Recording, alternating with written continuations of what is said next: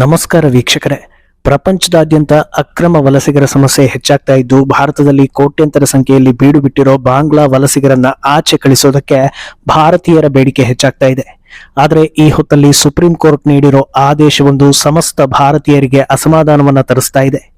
ಭಾರತದಲ್ಲಿ ನೆಲೆಸಿರೋ ರೋಹಿಂಗ್ಯಾಗಳು ಹಾಗೂ ಅಕ್ರಮ ವಲಸಿಗರ ಮಕ್ಕಳಿಗೆ ಶಿಕ್ಷಣವನ್ನ ಕೊಡಬೇಕು, ಇದರಲ್ಲಿ ಯಾವ ರೀತಿಯ ಕಾಂಪ್ರಮೈಸ್ ಇಲ್ಲ ಅಂತ ಹೇಳಿದೆ. ಇದು ಮೋದಿ ಸರ್ಕಾರದ ಅಕ್ರಮ ವಲಸಿಗರನ್ನ ಆಚೆಗಟ್ಟೋ ನೀತಿಗೆ ಎಫೆಕ್ಟ್ ಆಗುತ್ತಾ ಅನ್ನೋ ನಿಟ್ಟಿನಲ್ಲಿ ಚರ್ಚೆಗಳಾಗ್ತಾ ಇದೆ. ಇನ್ನೊಂದೆಡೆ ಗುಜರಾತ್ನಲ್ಲಿ ಅಕ್ರಮ ಬಾಂಗ್ಲಾ ವಲಸಿಗರನ್ನ ಗುರುತಿಸಿ ಆಚೆ ಕಳಿಸೋ ಕೆಲಸ ಭರದಿಂದ ಸಾಗಿದೆ. ಇದೇ ಅಕ್ರಮ ವಲಸಿಗರ ಬಗ್ಗೆ ಟ್ರಂಪ್ ಸರ್ಕಾರದ ನೀತಿಯು ಮತ್ತೆ ಚರ್ಚೆಗೆ ಒಳಗಾಗ್ತಾ ಇದೆ. ಇದೆಲ್ಲವನ್ನ ಒನ್ ಬೈ ಒನ್ ವಿವರಿಸ್ತಾ ಹೋಗ್ತೀವಿ. ಈ ವಿಡಿಯೋವನ್ನ ತಪ್ಪದೆ ಕೊನೆ ತನಕ ನೋಡಿ. ಅದಕ್ಕೂ ಮುನ್ನ ಮೀಡಿಯಾ ಮಾನ್ಸ್ಟರ್ ಚಾನಲ್ ಅನ್ನ ತಪ್ಪದೆ ಸಬ್ಸ್ಕ್ರೈಬ್ ಮಾಡಿ. ಎಸ್, ಒಂದು ಮಾಡೋದಕ್ಕೆ ಹೋದ್ರೆ ಇನ್ನೊಂದು ಆಗುತ್ತೆ ಅನ್ನೋದಕ್ಕೆ ಇದೇ ಎಕ್ಸಾಂಪಲ್ ಅನ್ಸುತ್ತೆ. ಭಾರತವನ್ನ ಬಡತನ ಮುಕ್ತ ಮಾಡಬೇಕು ಅನ್ನೋ ಮಾತನ್ನ ಅಜ್ಜನ ಕಾಲದಿಂದ ಕೇಳ್ತಾ ಬಂದಿದ್ದೀವಿ. ಆದ್ರೆ ದಶಕಗಳ ಕಾಲ ಯಾವ ಬದಲಾವಣೆ ಆಗೇ ಇರಲಿಲ್ಲ. ಮೋದಿ ಸರ್ಕಾರದ ಮಹತ್ವ ಯೋಜನೆ ಹಾಗೂ ನಿಲುವುಗಳ ಮೂಲಕ ದೇಶದಲ್ಲಿ ಹಂತ ಹಂತವಾಗಿ ಬಡತನ ನಿರ್ಮೂಲನೆ ಆಗ್ತಾ ಇದೆ ಅನ್ನೋದಕ್ಕೆ ದಾಖಲೆಗಳಿವೆ. ಬಡತನಕ್ಕೆ ಹಲವು ಕಾರಣಗಳು ಇದ್ದು, ಅದರಲ್ಲಿ ಅಕ್ರಮ ವಲಸಿಗರ ಸಮಸ್ಯೆ ಕೂಡ ಒಂದು. ಬಹುತೇಕರು ಹೇಳೋ ಪ್ರಕಾರ ಹಾಗೂ ಕೆಲ ಮಾಧ್ಯಮಗಳ ವರದಿ ಪ್ರಕಾರ ದೇಶದಲ್ಲಿ ಅಕ್ರಮ ವಲಸಿಗರ ಸಂಖ್ಯೆ ಹಲವು ಕೋಟಿ ಮೀರಿದೆ. ನಮ್ಮ ಜನರನ್ನ ಸಾಕೋದಕ್ಕೆ ಕಷ್ಟ ಆಗ್ತಾ ಇರೋ ಈ ಹೊತ್ತಲ್ಲಿ ಅವರನ್ನು ಸೇರಿಸ್ಕೊಂಡ್ರೆ ನಮ್ಮ ಜನರ ರೇಷನ್ ತಾನೇ ಹೋಗೋದು. ಇಂಥ ಪ್ರಮುಖ ಸಮಸ್ಯೆಗಳನ್ನ ಗಮನಿಸಿ ಅವರನ್ನ ಆಚೆ ಹಾಕೋ ಹೊತ್ತಲ್ಲಿ ಅದಕ್ಕೆ ಅಡ್ಡಿಯಾಗುವಂತ ಮಾಹಿತಿಯೊಂದು ಸುಪ್ರೀಂ ಕೋರ್ಟ್ ಅಂಗಳದಿಂದ ಬರ್ತಾ ಇದೆ. ಯಾವ ಭೇದ ಭಾವ ಇಲ್ಲದೆ ರೋಹಿಂಗ್ಯಾಗಳ ಮಕ್ಕಳಿಗೆ ಶಿಕ್ಷಣವನ್ನ ನೀಡಬೇಕು, ಇದರಲ್ಲಿ ಯಾವ ಚರ್ಚೆಯೂ ಇರಬಾರದು, ಪ್ರಶ್ನೆಯೂ ಇರಬಾರದು ಅಂತ ಸುಪ್ರೀಂ ಕೋರ್ಟ್ ಮಹತ್ವದ ಆದೇಶವನ್ನ ನೀಡಿದೆ. ಈ ಹಿಂದೆ ಅಂದ್ರೆ ಜನವರಿ 31ರಂದು ಈ ಕುರಿತಂತೆ NGOಗಳಿಗೆ ಪ್ರಶ್ನೆ ಮಾಡಿದ್ದ ಸುಪ್ರೀಂ ಕೋರ್ಟ್ ಬೇರೆ ನಗರಗಳಲ್ಲಿ ಬೀಡು ಬಿಟ್ಟಿರೋ ರೋಹಿಂಗ್ಯಾಗಳಿಗೆ ಎಲ್ಲಾ ಸೌಲಭ್ಯ ಸಿಗ್ತಾ ಇದೆಯಾ ಅಂತ ವಿಚಾರಿಸಿದ್ರು. ಈಗ ಈ ರೀತಿಯ ತೀರ್ಪು ಕೊಟ್ಟಿದ್ದಾರೆ. ಸುಪ್ರೀಂ ಕೋರ್ಟ್ ಈ ತೀರ್ಪು ನೀಡೋದಕ್ಕೆ ಹಲವು ಕಾರಣಗಳಿವೆ. ಪ್ರಮುಖವಾಗಿ ಈ ಕುರಿತಂತೆ ಸುಪ್ರೀಂ ಕೋರ್ಟ್ಗೆ ಅರ್ಜಿಯನ್ನ ಸಲ್ಲಿಸಲಾಗಿತ್ತು. ಆ ಅರ್ಜಿ ಸಲ್ಲಿಸಿದ್ದು ಬೇರೆ ಯಾರೂ ಅಲ್ಲ, ಮಕ್ಕಳ ಹಕ್ಕು, ಮಾನವ ಹಕ್ಕು ಹಾಗೂ ಇತರ NGOಗಳು. ರೋಹಿಂಗ್ಯಾಗಳಿಗೆ ಸ್ಕೂಲ್ನಲ್ಲಿ ಸರಿಯಾಗಿ ಅಡ್ಮಿಷನ್ ಆಗ್ತಿಲ್ವಂತೆ ಅಂತ ಅರ್ಜಿ ಸಲ್ಲಿಸಿದ್ದೆ ತಡ, ಅದರ ಸಾಧಕ ಬಾಧಕ ಎಲ್ಲಾ ನೋಡ್ಕೊಂಡು ಇಂಥದೊಂದು ಆದೇಶವನ್ನ ಸುಪ್ರೀಂ ಕೋರ್ಟ್ ಕೊಟ್ಟಿದೆ. ಇನ್ನು ಈ ತೀರ್ಪಿನ ಬಗ್ಗೆ ಅಪ್ಡೇಟ್ ಬರ್ತಾ ಇದ್ದ ಹಾಗೆ ನೆಟ್ಟಿಗರೆಲ್ಲ ತಿರುಗಿ ಬಿದ್ದಿದ್ದಾರೆ. ಕೆಲವರು ಸುಪ್ರೀಂ ಕೋರ್ಟ್ ಯಾಕೆ ಯಾವಾಗ್ಲೂ ದೇಶ ಹಾಗೂ ದೇಶದ ಭದ್ರತೆಗೆ ವಿರುದ್ಧವಾಗಿ ವರ್ತಿಸುತ್ತೆ ಅಂತ ಹೇಳ್ತಾ ಇದ್ರೆ, ಇನ್ನು ಕೆಲವರು ನಮ್ಮ ತೆರಿಗೆ ಹಣದಲ್ಲಿ ಅಕ್ರಮವಾಗಿ ಬಂದವರಿಗೆ ಎಲ್ಲಾ ಫೆಸಿಲಿಟಿ ಕೊಡೋದು ಸರಿನಾ ಅಂತ ಪ್ರಶ್ನೆ ಮಾಡ್ತಾ ಇದ್ದಾರೆ.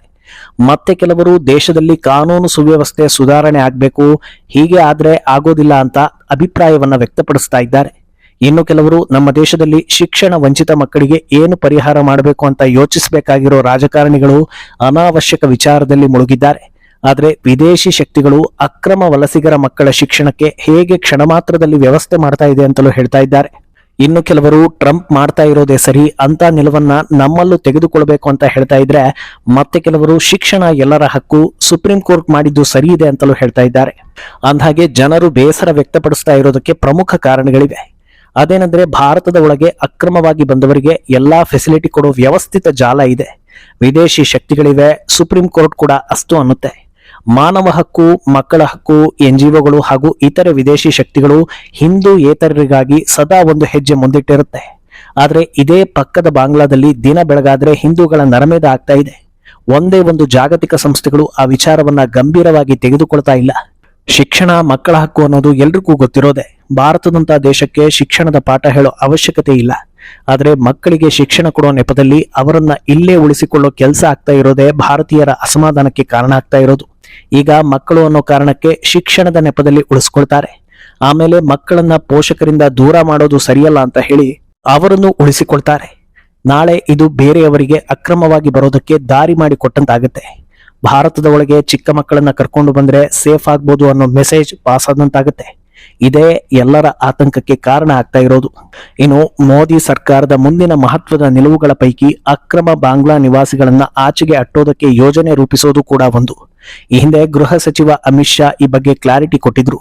3 ಹಂತಗಳಲ್ಲಿ ಅಕ್ರಮ ವಲಸಿಗರನ್ನ ಆಚೆ ಕಳಿಸೋದು ಕನ್ಫರ್ಮ್.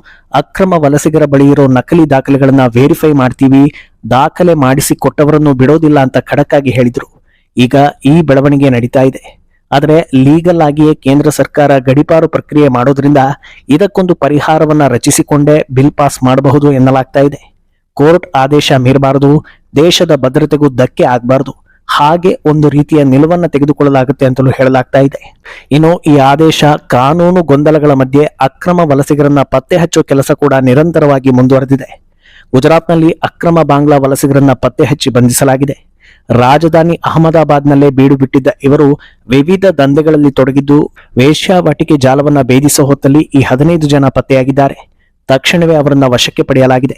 ಇವರ ಬಳಿ ಯಾವುದೇ ದಾಖಲೆ ಇಲ್ಲದೇ ಇದ್ದಿದ್ದರಿಂದ ಬೇಗ ಸಿಕ್ಕಿಬಿದ್ದಿದ್ದಾರೆ ಅನ್ನೋದು ಗೊತ್ತಾಗಿದೆ. ಸದ್ಯ ಇವರ ವಿಚಾರಣೆ ಮುಂದುವರೆದಿದ್ದು ಆಚೆ ಕಳಿಸೋ ಬಗ್ಗೆ ತೀರ್ಮಾನವನ್ನ ಕೈಗೊಳ್ತಾರ ಅನ್ನೋ ಕುತೂಹಲ ಕೆರಳಿಸಿದೆ. ಅಂದಹಾಗೆ ಅಕ್ರಮ ವಲಸಿಗರ ಸಮಸ್ಯೆ ಬಗ್ಗೆ ಕೆಲ ಬಿಜೆಪಿ ರಾಜ್ಯಗಳನ್ನ ಬಿಟ್ರೆ ಬೇರೆ ಯಾರೂ ಸೀರಿಯಸ್ ಆಗಿ ಯೋಚಿಸಿದಂತೆ ಕಾಣಿಸ್ತಾ ಇಲ್ಲ. ಗಡಿ ಭಾಗದಲ್ಲಿರುವ ರಾಜ್ಯಗಳ ಪೈಕಿ ಒಂದಾಗಿರೋ ಅಸ್ಸಾಂನಲ್ಲಿ ಸಿಎಂ ಹೇಮಂತ್ ಬಿಸ್ವಾ ಸರ್ಮಾ ಕಟ್ಟುನಿಟ್ಟಾಗಿ ಅಕ್ರಮ ವಲಸಿಗರ ಮೇಲೆ ಆಕ್ಷನ್ ತೆಗೆದುಕೊಳ್ತಾ ಇದ್ದಾರೆ. ಅದನ್ನ ಬಿಟ್ರೆ ಇವರ ಸಮಸ್ಯೆ ಹೆಚ್ಚಿರೋದು ಉತ್ತರಾಖಂಡದಲ್ಲಿ. ಅಲ್ಲೂ ಕೂಡ ಸಿಎಂ ಪುಷ್ಕರ್ ಸಿಂಗ್ ಧಮಿ ಖಡಕ್ ಆಗಿರೋದ್ರಿಂದ ಮುಲಾಜಿಲ್ಲದೆ ಕ್ರಮವನ್ನ ಕೈಗೊಳ್ತಾ ಇದ್ದಾರೆ. ಏನು ಉತ್ತರ ಪ್ರದೇಶದ ಬಗ್ಗೆ ಹೇಳೋದೇ ಬೇಡ. ಯೋಗಿ ಆದಿತ್ಯನಾಥ್ ಅಂಡ್ ಟೀಮ್ ಆಗಾಗ ರೇಡ್ ಮಾಡಿ ಅಕ್ರಮ ವಲಸಿಗರನ್ನ ಹಿಡಿತಾನೆ ಇರುತ್ತೆ. ಉಳಿದಂತೆ ಗುಜರಾತ್, ಮಧ್ಯಪ್ರದೇಶ, ಮಹಾರಾಷ್ಟ್ರ ಕೂಡ ಅಕ್ರಮ ವಲಸಿಗರ ಮೇಲೆ ಹದ್ದಿನ ಕಣ್ಣನ್ನ ಇಟ್ಟಿದೆ. ಆದ್ರೆ ಭಯ ಆಗ್ತಾ ಇರೋದು ಕರ್ನಾಟಕದ ಬಗ್ಗೆ ಅಂತ ಜನ ಹೇಳ್ತಾ ಇದ್ದಾರೆ. ರಾಜಧಾನಿ ಬೆಂಗಳೂರಲ್ಲೇ 5 ಲಕ್ಷಕ್ಕೂ ಹೆಚ್ಚು ಅಕ್ರಮ ವಲಸಿಗರಿದ್ದಾರೆ ಅನ್ನೋ ಸುದ್ದಿ ಇದೆ. ಅವರೆಲ್ಲ ಸದ್ಯಕ್ಕಂತೂ ಸಿಕ್ಕಿ ಬೀಳೋ ಲಕ್ಷಣಗಳೇ ಕಾಣಿಸ್ತಾ ಇಲ್ಲ. ಇನ್ನು ಇತ್ತ ಅಮೆರಿಕದಲ್ಲಿ ಡೊನಾಲ್ಡ್ ಟ್ರಂಪ್ ಕಠಿಣ ವಲಸೆ ನೀತಿ ಜಾರಿಗೆ ತಂದ ಬೆನ್ನಲ್ಲೇ ಜಗತ್ತಿನ ಹಲವು ರಾಷ್ಟ್ರಗಳು ಅಕ್ರಮ ವಲಸಿಗರ ಮೇಲೆ ಯುದ್ಧ ಸಾರಿವೆ. ಬ್ರಿಟನ್ ಕೂಡ ಅಕ್ರಮ ವಲಸಿಗರ ವಿರುದ್ಧ ಕಠಿಣ ಕ್ರಮವನ್ನ ಕೈಗೊಳ್ತಾ ಇದ್ದು ಅಕ್ರಮ ವಲಸೆ ಕಾರ್ಮಿಕರ ಮೇಲೆ ದಾಳಿಯನ್ನ ಶುರು ಮಾಡಿದೆ. ಇದು ಬ್ರಿಟನ್ನಲ್ಲಿರುವ ಭಾರತೀಯರಿಗೆ ಆತಂಕವನ್ನ ತಂದಿದ್ದು ಯುಕೆ ಸರ್ಕಾರದ ನಿಲುವಿನಿಂದ ಇಂಗ್ಲೆಂಡ್ನಲ್ಲಿನ ಭಾರತೀಯರ ವ್ಯಾಪಾರ ವಹಿವಾಟಿಗೆ ಭಾರಿ ಹೊಡೆತ ಬಿದ್ದಿದೆ. ಯುಕೆ ವೈಟ್ ಮಿಟ್ಸ್ ಎಂಬ ಬ್ರಿಟನ್ ಸರ್ಕಾರದ ಆಪರೇಷನ್ ನಿಂದ ಭಾರತೀಯ ರೆಸ್ಟೋರೆಂಟ್ಗಳು, ಬಾರ್ಗಳಿಗೆ ಎಫೆಕ್ಟ್ ಆಗಿದೆ. ಇದು ಮುಂದೆ ಎಲ್ಲಿಗೆ ಹೋಗಿ ಮುಟ್ಟುತ್ತೋ ಕಾದು ನೋಡಬೇಕಿದೆ. ಎಲ್ಲಾ ವಲಯಗಳಲ್ಲಿ ಅಕ್ರಮ ಕೆಲಸದ ಬಗ್ಗೆ ಗುಪ್ತಚರ ಮಾಹಿತಿ ಸಂಗ್ರಹಿಸಲು ಬ್ರಿಟನ್ ಗೃಹ ಇಲಾಖೆ ಮುಂದಾಗಿದೆ. ಪ್ರಮುಖವಾಗಿ ಭಾರತೀಯ ರೆಸ್ಟೋರೆಂಟ್ಗಳು, ಟೇಕ್ ಅವೇಗಳು ಮತ್ತು ಕೆಫೆಗಳಲ್ಲಿ ಕೆಲಸ ಮಾಡ್ತಾ ಇರೋ ಸೂಕ್ತ ದಾಖಲೆಗಳಿಲ್ಲದ ಭಾರತೀಯ ಕಾರ್ಮಿಕರ ಮೇಲೆ ನಿಗಾ ಇರಿಸಲಾಗಿದೆ. ಇದರ ಬೆನ್ನಲ್ಲೇ ಪ್ರತಿಕ್ರಿಯಿಸಿರೋ ಬ್ರಿಟನ್ ಹೋಮ್ ಸೆಕ್ರೆಟರಿ ಯುವೆಟ್ ಕೂಪರ್ ವಲಸೆ ನಿಯಮಗಳನ್ನ ಗೌರವಿಸಬೇಕು ಮತ್ತು ಜಾರಿಗೊಳಿಸಬೇಕು. ಅಕ್ರಮ ವಲಸೆಯನ್ನ ತಡೆಗಟ್ಟುವುದು ಮತ್ತು ಕಾರ್ಮಿಕರ ಶೋಷಣೆಯನ್ನ ತಡೆಗಟ್ಟುವ ಉದ್ದೇಶದಿಂದ ಯುಕೆ ವೈಟ್ ಬಿಡ್ಸ್ ಎಂದು ಕರೆಯಲಾಗುವ ಕಾರ್ಯಾಚರಣೆಯನ್ನ ಆರಂಭಿಸಲಾಗಿದೆ ಅಂತ ಹೇಳಿದ್ದಾರೆ. ಇನ್ನು ಅಮೆರಿಕದಲ್ಲಿರೋ ಎಲ್ಲಾ ಭಾರತೀಯರನ್ನು ಆಚೆ ಕಳಿಸಲಾಗ್ತಾ ಇದೆ ಅನ್ನೋ ರೂಮರ್ ಹಬ್ಬಿಬಿಟ್ಟಿದೆ. ಆದ್ರೆ ವಾಸ್ತವದಲ್ಲಿ ಅಕ್ರಮವಾಗಿ ಬಂದಿರೋರನ್ನ ಮಾತ್ರ ಆಚೆ ಹಾಕ್ತಾ ಇರೋದು. ಆದ್ರೆ ಅವರಿಗೆ ನೀಡ್ತಾ ಇರೋ ಪನಿಷ್ಮೆಂಟ್ಗಳ ಬಗ್ಗೆ ವಿಪಕ್ಷಗಳು ಆಕ್ಷೇಪವನ್ನ ಎತ್ತುತ್ತಾ ಇವೆ. ಸದ್ಯ ವಿದೇಶ ಪ್ರವಾಸದಲ್ಲಿರೋ ಮೋದಿ ಟ್ರಂಪ್ ಭೇಟಿ ಆಗ್ತಾ ಇದ್ದು ಇದೆಲ್ಲವನ್ನ ಸಾಲ್ವ್ ಮಾಡೋ ಸಾಧ್ಯತೆ ಇದೆ. ಒಟ್ನಲ್ಲಿ ಅಕ್ರಮ ವಲಸಿಗರು ದೊಡ್ಡ ತಲೆಬಿಸಿ ತರ್ತಾ ಇದ್ದಾರೆ. ಆದ್ರೆ ಇಂಥ ನಿಯಮಗಳು ದೇಶಕ್ಕೆ ಕಂಟಕ ಆಗೋ ಸಾಧ್ಯತೆ ಇದ್ದು ಮುಂದೇನಾಗುತ್ತೆ ಅನ್ನೋದನ್ನ ಕಾದು ನೋಡ್ಬೇಕು. ಈ ಬಗ್ಗೆ ನಿಮ್ಮ ಅಭಿಪ್ರಾಯವನ್ನ ತಪ್ಪದೆ ಕಾಮೆಂಟ್ ಮೂಲಕ ತಿಳಿಸಿ.